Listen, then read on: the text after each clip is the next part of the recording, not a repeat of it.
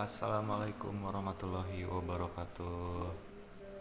Berjumpa kembali kolega di episode yang insya Allah akan jadi keenam. Hari ini saya akan membacakan sebuah puisi yang terinspirasi dari sebuah hadis Nabi Muhammad SAW tentang nubuat akhir zaman.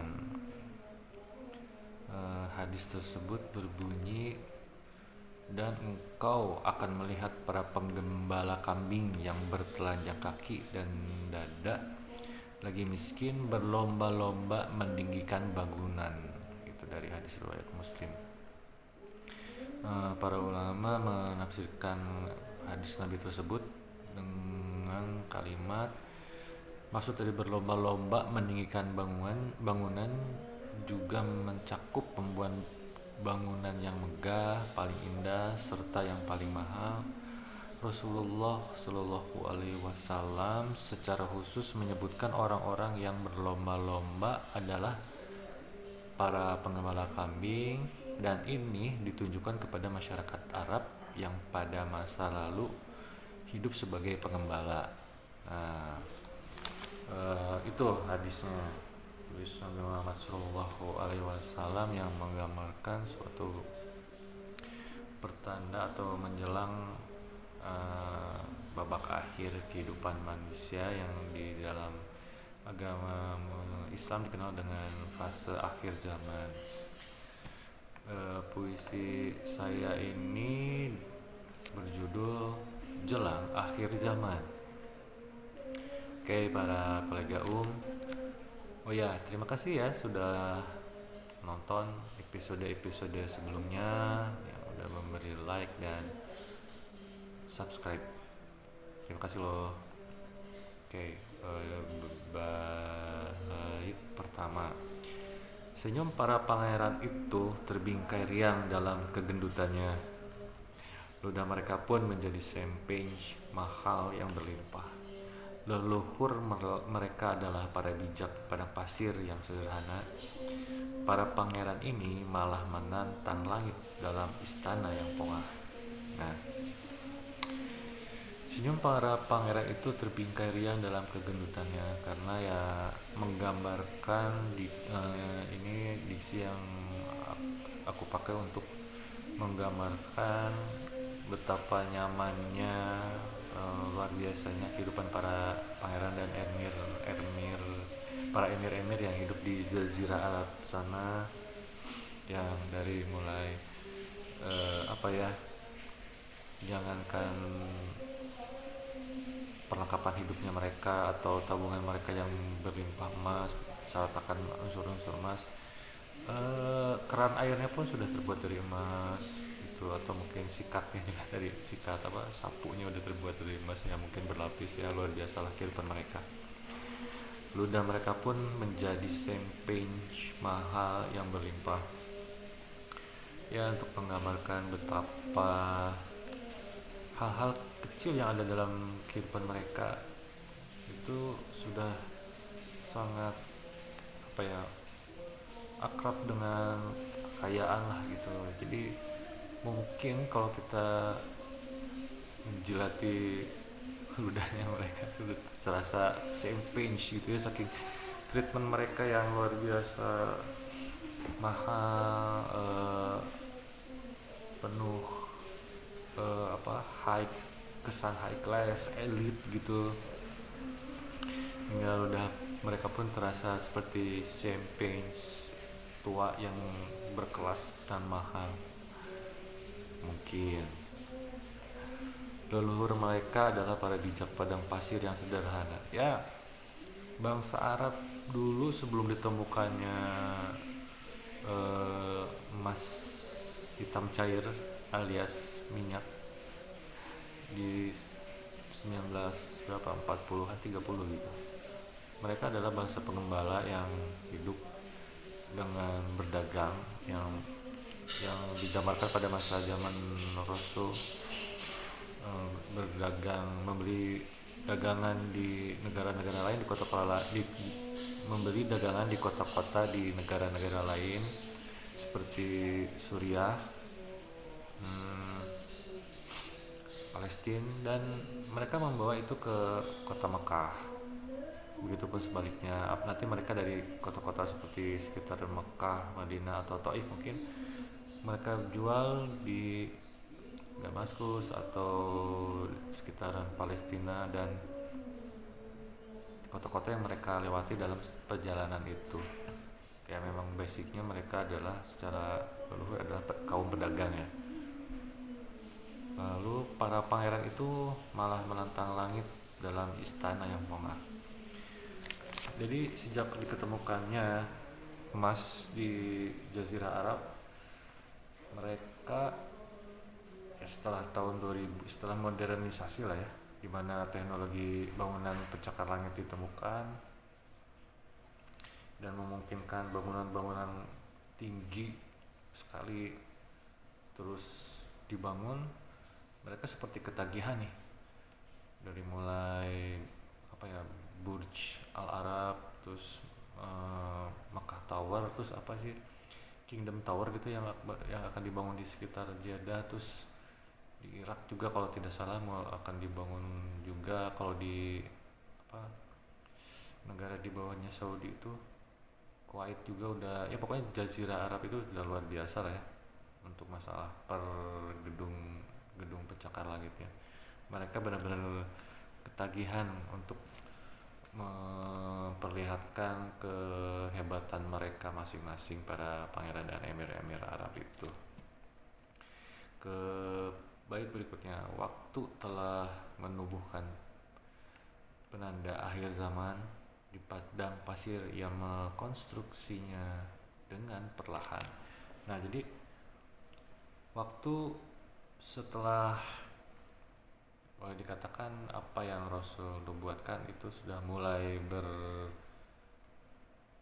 sudah mulai terjadi gitu, karena bangsa Arab yang tadi Rasul gambarkan bertelanjang dada, bertelanjang kaki, menggembala ternak, hidup di sekitaran padang pasir, mereka sudah menjadi sultan, sudah jadi emir, sudah dari pengusaha-pengusaha petrodolar lah gitu ya, dan mereka sudah membangun bangunan tinggi yang di berbagai kota dan di negara di sekitaran mereka.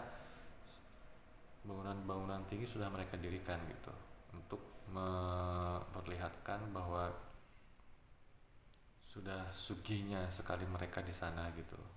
Belum area-area wisata yang jet set semacam Dubai, di sekitaran Emirat Arab dan negara-negara Arab lainnya. Oke, kolega Om, kita lanjut ke bait berikutnya. Dengan emas saya mereka hijaukan padang yang lama terbengkalai. Mereka bakirke menyulap padang pasir menjadi pulau Ayaya. Mereka rapalkan at-takasur tapi tak mengerti apa yang teruntai. Mereka lupa bukan pemilik dunia, maka pasti ditunggu fana juga. Dengan emas cahaya mereka hijaukan padang yang lama terbengkalai. Justru dengan berlimpahnya uang mereka, mereka bisa menanam pohon dengan, saya nggak tahu ya apa yang teknologinya atau yang cara yang mereka pakai untuk menghijaukan. Ya secara tidak langsung apa yang mereka lakukan itu sudah menjadi tindakan dan yang memenuhi ramalan Rasul lainnya, di mana akhir zaman akan dimulai itu saat Arab mulai menghijau. Ya ternyata para emir ini yang menjadi aktor utamanya ya, dengan kekayaan mereka yang luar biasa melimpah. Mereka bakirke menyulap padang pasir menjadi pulau Ayaya. Jadi pulau Ayaya itu tempatnya Kirke atau tokoh mitologi Yunani ya. Di pulaunya itu Kirke sebuah pulau kenikmatan lah gitu. Jadi full pulaunya dia itu pemuas kenikmatan duniawi lah, mabuk-mabukan dan kalau salah penggambarannya itu judi, gelontoran uang, ya wanita, segala lupa lah di situ. Itu hiburan, permainan hiburan yang luar biasa. Pokoknya di Pulau Kirkenya itu eh, itu sebuah pulau yang istilahnya las banget gitu ya, pulau untuk mengekspresikan kenikmatan tanpa batas. Nah, Jazirah Arab pun sekarang menuju ke situ, mirip lah, karena karena wisata mereka udah jet set. Sekarang mereka bisa bikin pulau, bisa bikin mall yang ada salju di tengah padang gurun. Beberapa emir punya museum mobil yang jumlahnya ratusan kalau tidak salah ya. Pernah lihat kalau misalnya di BBC yang meliput kehidupan mereka yang luar biasa lah. Itu upper beyond banget gitu, standar hidup mereka tuh ekstravagan banget. Nah, ultra ekstravagan malah, luar biasa banget. Mereka merapakan atas kasur yang tapi tak mengerti apa yang teruntai. Nah, mayoritas hampir umumnya para emir-emir dan sultan yang hidup di Jazirah Arab adalah penganut agama Islam, di mana di situ ada, di dalam Al-Quran terdapat sebuah surat yang bernama At-Takasur yang dapat diartikan berbanyak-banyak gitu. Allah Rabb kita, Tuhan semesta alam, sudah memperingatkan untuk menghindari dalam berbanyak-banyak dalam hal kekayaan. Untuk kaya boleh, untuk menjadi kaya boleh, tapi selalu ada batasan dalam hal mencukupkan. Ya, misalnya karena adalah agak kurang bijak di saat seseorang memiliki misalnya 100 mobil atau 30 mobil gitu. Karena cukuplah misalnya satu atau dua mobil untuk, anggaplah satu orang ya, kalau mau maksimal gitu, toh cukup lah, karena itu untuk mobilitas mungkin sehari-hari. Tapi para emir ini yang saya tahu memiliki mobil yang sangat banyak. Sultan Brunei pun yang saya tahu hampir puluh, kalau tidak salah tuh antara puluhan sampai 50 sampai ratusan mobil koleksi beliau tuh. Kebayang kan, tiap hari tuh ganti mobil. Nah, apalagi setali tiga uang dengan pangeran-pangeran dan emir Arab sana, pasti kurang lebih mirip-mirip lah gitu kan. Propertinya di mana-mana ya, properti itu nilainya lebih mahal. Ini mobil itu di bawah properti kemungkinan. Ya wajar kalau mereka beratus-ratus itu, berbanyak-banyak. Itu dalam hal kekayaan yang digaris bawahi lah sama yang menulis Al-Quran.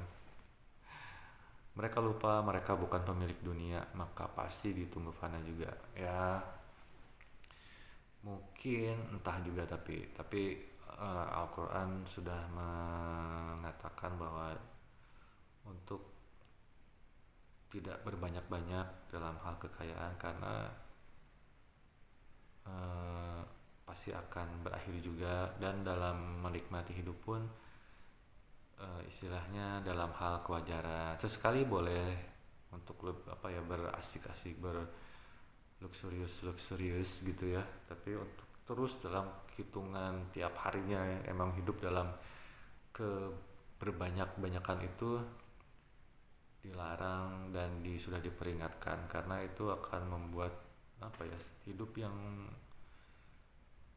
ultra extraordinary gitu ya. Ya karena masuk tadi peringatan Rasul tentang bangsa yang dulu miskin dan penggembala tiba-tiba menjadi kaya raya dan berlomba-lomba membangun bangunan mencakar langit, yang kalau nggak salah di bangunan yang mana tuh yang si awannya tuh bisa kelihatan di lantai berapa ratusnya gitu. Weird banget deh. Waktu telah menubuhkan penanda akhir zaman di padang pasir, ia mengkonstruksinya dengan perlahan seperti yang tadi sebelumnya. Ya, apa yang Rasul nubuatkan perlahan tapi pasti sudah terjadi. Saya tidak tahu kita ada di level yang mana nih, tapi Berhubung Nabi kita Sallallahu Alaihi Wasallam adalah Nabi akhir zaman, Nabi terakhir, berarti ya kita memang generasi akhir zaman. Di level berapanya, di tingkat mananya, di step mananya, di range mananya, ya saya kurang tahu. Yang jelas kita sudah ada di periode tersebut, karena salah satunya ya tadi bangsa yang bertelanjang dada dan bertelanjang kaki sudah menjadi kaum-kaum ultra ekstravagan dengan kekayaannya yang luar biasa. Itu lalu ke paragraf berikutnya, para pangeran terus saja membuat pabrik kekayaan, para pangeran terus saja melupakan takdir yang dituliskan, para pangeran terus saja menutup mulut kehidupan, para pangeran terus saja memproduksi kesia-siaan. Ya, jadi para pangeran ini, para emir Arab ini emang luar biasa sih. Ya, diberkahi kekayaan yang benar-benar apa ya, skalanya luar biasa, masif besar, luar biasa sekali lah. Mereka bisa membuat apapun yang mereka inginkan, termasuk membuat pabrik kekayaan itu sendiri. Anggap dari ranah properti, ranah minyak yang gosipnya sih bakal habis, tapi nggak habis-habis tuh. Gimik aja kali ya jualannya, apa gimmick internasional untuk menimbulkan panik, wah, wah, wah. Tapi ternyata ya gue apa selang, bukan selang, pipa minyak gue menggelontor aja tuh. Nah, tapi untuk menghindari lah kan perlu apa ya namanya, barrier tutupan yang untuk tidak terlalu frontal dilihat orang banyak gitu ya. Mungkin spekulasi aja nih. Para pangeran terus saja melupakan takdir yang dituliskannya. Salah satunya tadi takdir adalah dalam surat At-Takasur, yang artinya berbanyak-banyak itu diperingatkan untuk tidak sangat berlebihan dalam mengeksploitasi dan mengekspresikan kekayaan itu sendiri. Para pangeran terus saja menutup mulut kehidupan. Ya, mereka otomatis lifestyle mereka, tingkah pola mereka membius lah ke seluruh dunia. Orang-orang Eropa pun mau tidak mau mengakui lah ke ultra ekstravaganan mereka. Ya pernah siapa gitu, sultan siapa yang minta dibuatkan pesawat berlapis emas dan anti peluru. Jadi itu luar biasa, gila, di BBC kalau nggak salah. Jadi yang udah mah berlapis emas, anti peluru, anti apa ya, rudal itu, goncangan apalah, pokoknya luar biasa lah si pesawat itu tuh. Jadi yang buatnya kalau nggak salah seorang insinyur Jerman kalau nggak salah yang ngebuatnya.